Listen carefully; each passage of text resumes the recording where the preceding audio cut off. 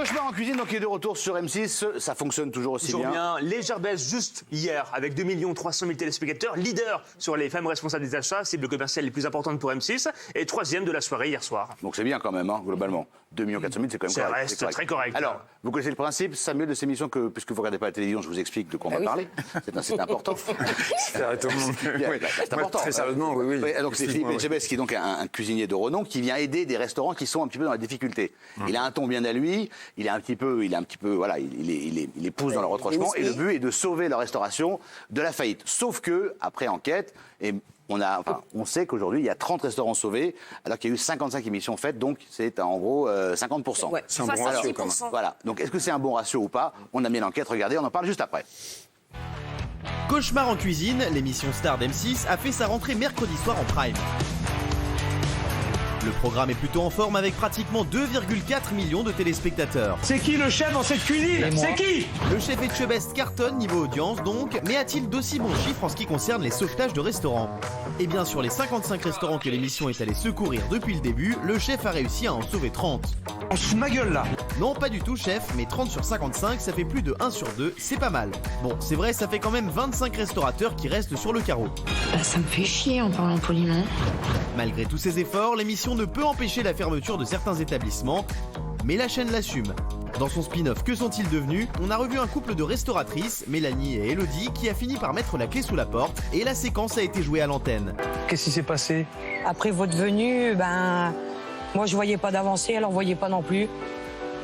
Donc on s'est dit, on va arrêter là toutes les deux. Alors selon vous, avoir sauvé 30 établissements sur 55, est-ce un bon bilan pour le chef Etchebest et l'émission? Alors, est-ce un bon bilan, oui, non? Alors, ça m'aurait étonné que Gilles Verdès dise oui, mais on va commencer par vous, non. Ils sont tombés dans le piège. C'est-à-dire que maintenant, cette émission, ce n'est que de l'outrance. Et ils arrivent dans des restaurants sinistrés, désespérés, à l'image de la dernière émission. Donc c'est déjà quasiment perdu avant même de commencer. Et donc ils sont victimes de ça, et forcément, ils sont insauvables, ces restaurants. Mais c'est parce que l'émission s'est tellement usée qu'à mon avis, maintenant, elle devrait disparaître. Elle n'est pas tellement usée, quand même. Non. Pardon? Ça fonctionne bien, quand même. Non, mais c'est que de l'outrance, ça devient Alors, j'ai une question. Qui sait quel est le taux de réussite de Gordon Ramsay? C'est à peu près 75%, m'a-t-on dit. Donc et j'ai appelé la production française qui m'ont dit que depuis 2015, le taux de réussite est de 74%. La société Rivalis, qui s'occupe ensuite de gérer les restaurants, les suit pendant 6 mois. Et vous avez Philippe Etchebest qui a souvent les propriétaires au téléphone. Parce que c'est un coup de pouce, c'est pas non plus une baguette magique. Bah oui, voilà. Ouais, c'est ce que m'a dit votre femme. Pour un magicien! On vous perd. Ah, non. Oh, elle est pas mal. Bon, ça passe, celle-là.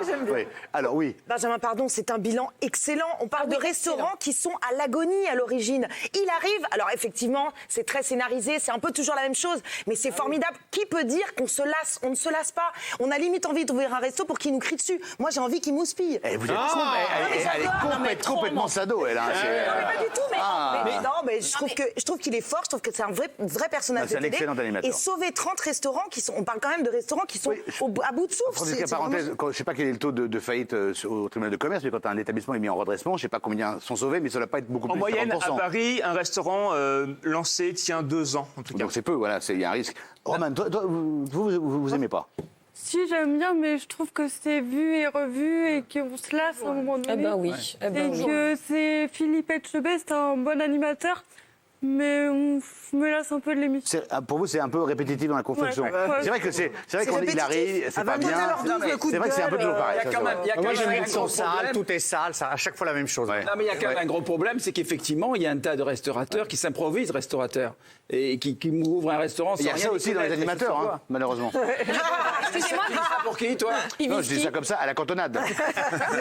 On parle toujours de production qui utilise des gens ou des sociétés pour faire de l'audience. Moi, je dis bravo quand même à Studio 89, qui est la production de Cauchemar en cuisine, parce qu'il faut quand même le dire, et bon, tu l'as dit aussi, ils prennent une société privée avec qui ils sont en partenariat pour gérer après les restaurants dans lesquels ils sont allés. Pendant 6 mois, qu'ils payent avec Philippe Etchebest. Qui fait ça aujourd'hui? Qui continue leur travail qui fait ça aujourd'hui? après même le tournage de l'émission. Qui fait ça aujourd'hui? Franchement, bravo à eux. Ouais, bon, le divine n'est pas... Je déteste ce programme. Juste avant vous, moi tout ce qui peut, même si on en sauve Ne serait-ce que 3, pour moi, c'est déjà pas si mal. Donc, oui, bien sûr. Voilà, donc c'est sauve des 3 emplois. personnes qui ont sauvé le restaurant. C'est un donc, programme on dit- de télé, c'est pas la NPE. Voilà. Non, mais moi, j'exècre ce programme, vous le savez, je le dis à chaque fois, c'est de la mauvaise télé-réalité. Philippe Etchebest, il est enfermé maintenant dans son personnage tout le temps à gueuler pour un oui, pour un non. Je ne supporte pas, et ça fonctionne parce qu'il gueule, malheureusement. Donc, je pense qu'il a encore de bons jours de. Oui, mais devant c'est lui. ce qu'on aime. Je suis désolé, Oui, mais c'est pas ce qu'on moi. aime. Bah, Oui, bah, et moi, moi, j'aime ça. 33 restaurants sauvés sur 50, est-ce que c'est un bon bilan? Après que vous n'aimiez pas le personnage, je l'entends. Que vous n'aimez pas l'émission, je l'entends. Mais 33 restaurants sur 50, c'est pas mal. Il n'y a pas de quoi crier non plus victoire, quoi. C'est correct. C'est correct. C'est pas Une affaire en France, c'est très difficile. Franchement, il faut saluer tous ces entrepreneurs. C'est très difficile de se battre tous les jours. Et franchement, bravo. On va demander à la voix de la sagesse. Non, non. N'exagérons rien non plus, Raymond.